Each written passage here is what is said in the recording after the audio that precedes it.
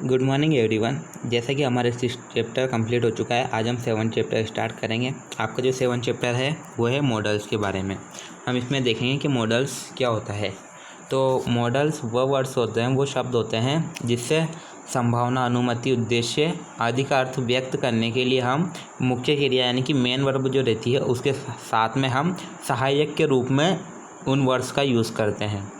तो ये मॉडल्स कहलाते हैं। आगे देखते हैं हम, यहाँ पे आपके दिया गया है मॉडल्स के बारे में पढ़ते हैं हम। Modals are also known as modal auxiliaries. Modal को हम यानी कि मॉडल जो है उसको हम सहायक के रूप में भी जानते हैं, यानी कि मॉडल सहायक के रूप में भी हम इसको जानते हैं।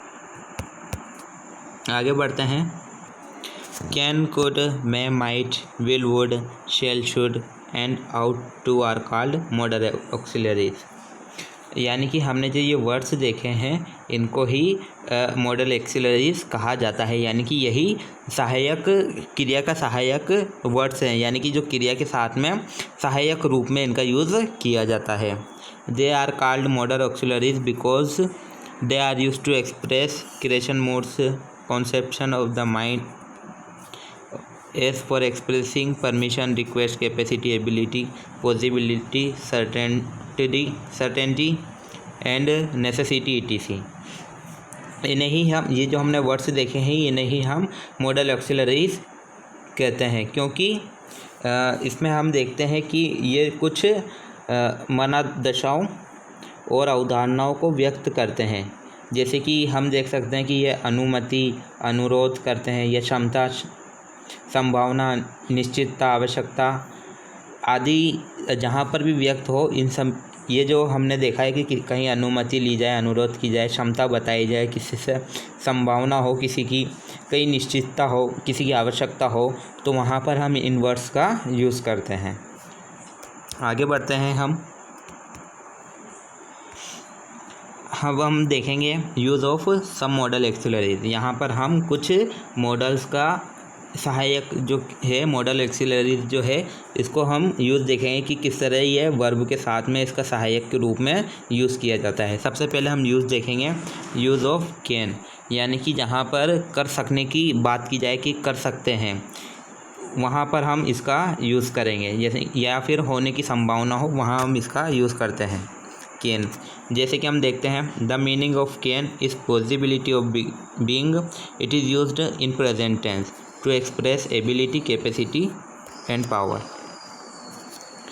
यानी कि हमने देखा कि इसका प्रयोग कैन जो है, इसका उपयोग संभावना होने, जहाँ किसी चीज़ की होने की संभावना होती है वहाँ इसका यूज़ किया जाता है, और इसका यूज़ प्रेजेंट टेंस में यानी कि वर्तमान काल में किया जाता है। बताने के लिए, क्या बताने के लिए, यानी कि अगर कहीं सेंटेंस में एबिलिटी की बात की जाए, किसी की योग्यता की बात की जाए, तो वहाँ हम कैन का यूज़ करेंगे। किसी की कैपेसिटी, क्षमता की बात की जाए, तो वहाँ पर भी हम कैन का यूज़ करेंगे। और किसी की पावर, ताकत या शक्ति की बात की जाए, तो वहाँ पर भी हम कैन का यूज़ करेंगे। हम आगे बढ़ते हैं, इसके कुछ एग्जाम्पल देखेंगे, उससे आपको अच्छे से समझ में आएगा। सबसे पहले यहाँ एग्जाम्पल दिया गया है फर्स्ट नंबर पे, आई कैन टीच मैथमेटिक्स, यानी कि मैं गणित पढ़ा सकता हूँ। यहाँ एबिलिटी की बात हो रही है कि मैं इस योग्य हूँ कि मैं गणित पढ़ा सकता हूँ। जैसे कि इस तरह भी इसको लिखा जा सकता है, I have ability to teach mathematics, यानी कि मेरे पास गणित पढ़ाने की क्षमता है।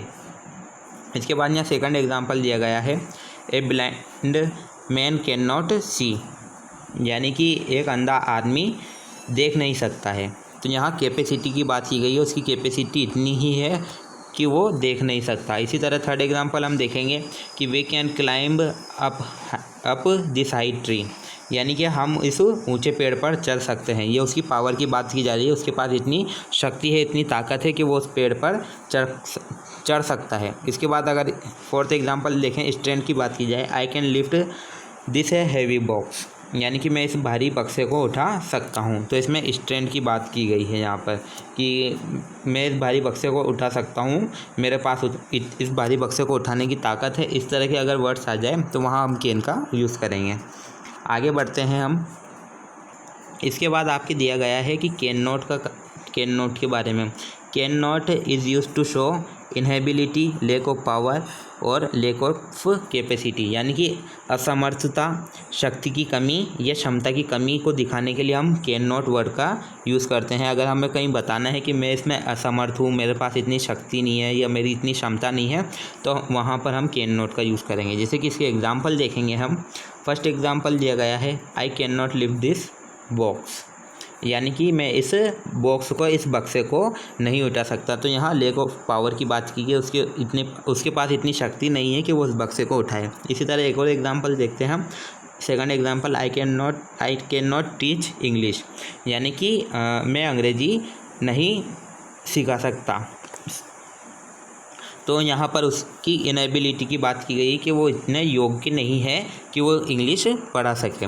तो इस तरह के अगर कहीं सेंटेंस आ जाए जहाँ पर इनेबिलिटी, लैक ऑफ पावर और कैपेसिटी की बात की जाए, तो वहाँ पर हम कैन नॉट का यूज़ करेंगे।